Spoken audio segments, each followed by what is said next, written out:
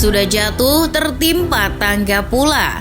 Itulah yang dirasakan fans The Reds. Setelah gagal di final Liga Champions, kabarnya Liverpool akan kehilangan satu pemain pentingnya musim depan, yakni Sadio Mane.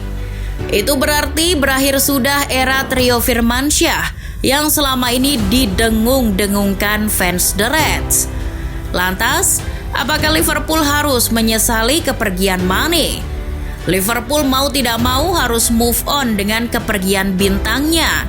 Klopp pasti punya sesuatu di balik keluarnya Sadio Mane musim depan. Mane datang dari Southampton tahun 2016 dengan bandrol 34 juta pounds.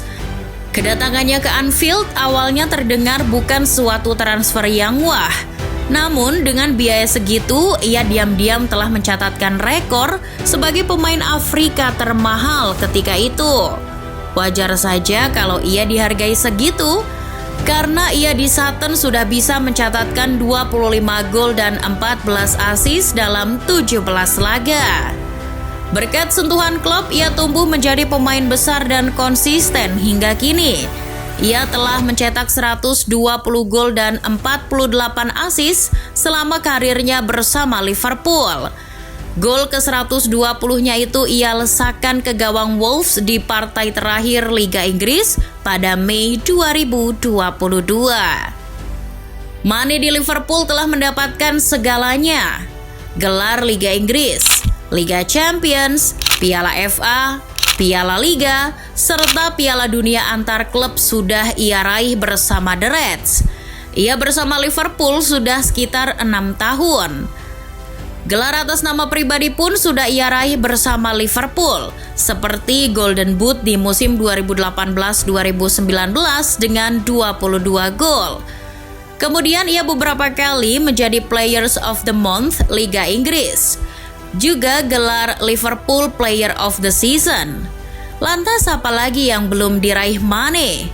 Juara bersama negaranya pun sudah di AFCON lalu bersama Senegal.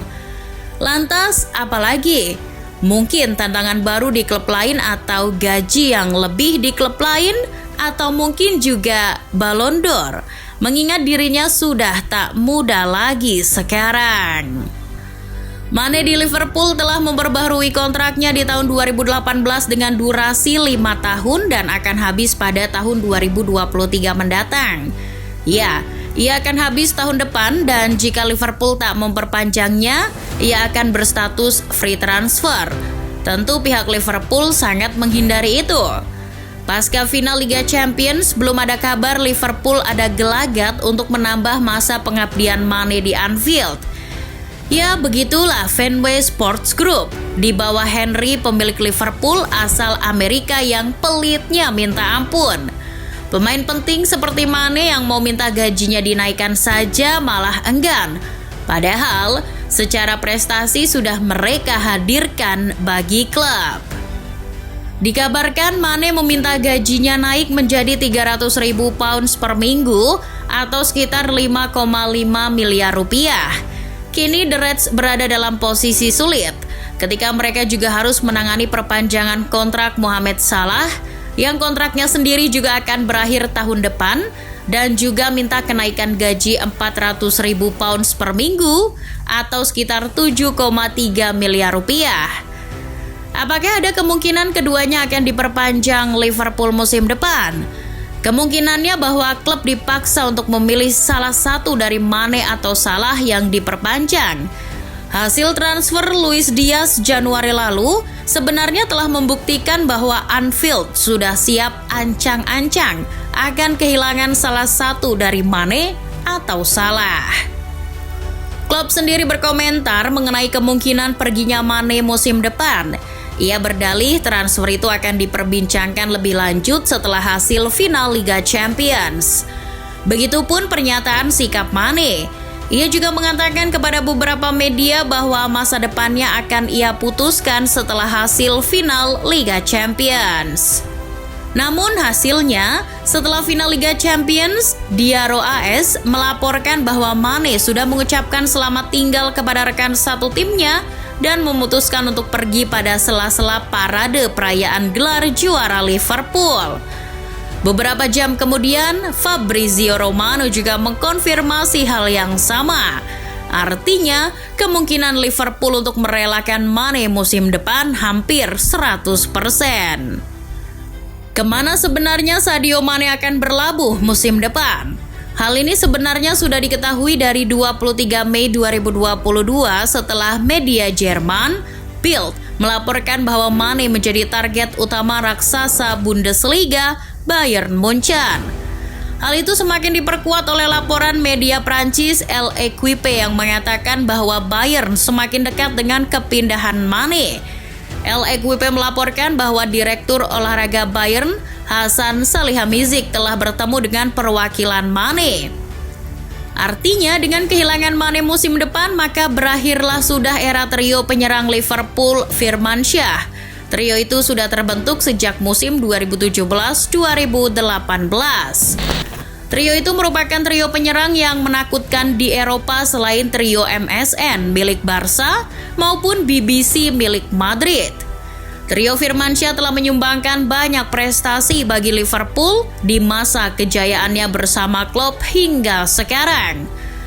Mane dengan 120 golnya, Firmino dengan 98 golnya, serta Salah dengan 156 golnya. Jika ditotal dari ketiga jumlah gol yang diraih trio tersebut, yakni 374 gol sejak 2017-2018 hingga sekarang.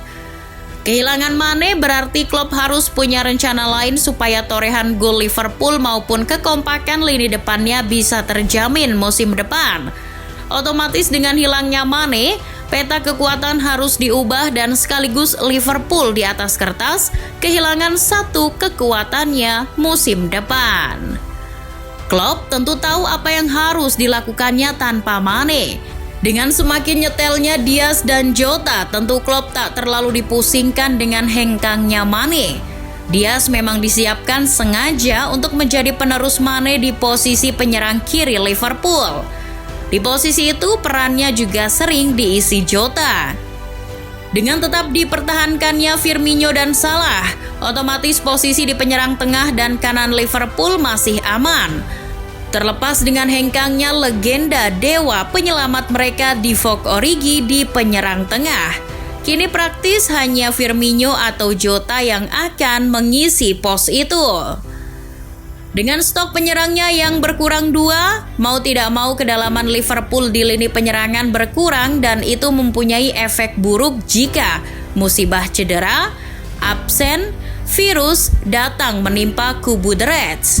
Sementara di sisi pihak lawan macam City atau Chelsea terus memperdalam kedalaman skuadnya musim depan. Dengan hal itu, mungkin Liverpool dengan mendapat dana segar penjualan Mane bisa dialihkan dengan mendatangkan satu attacking lagi, baik itu sayap maupun tengah.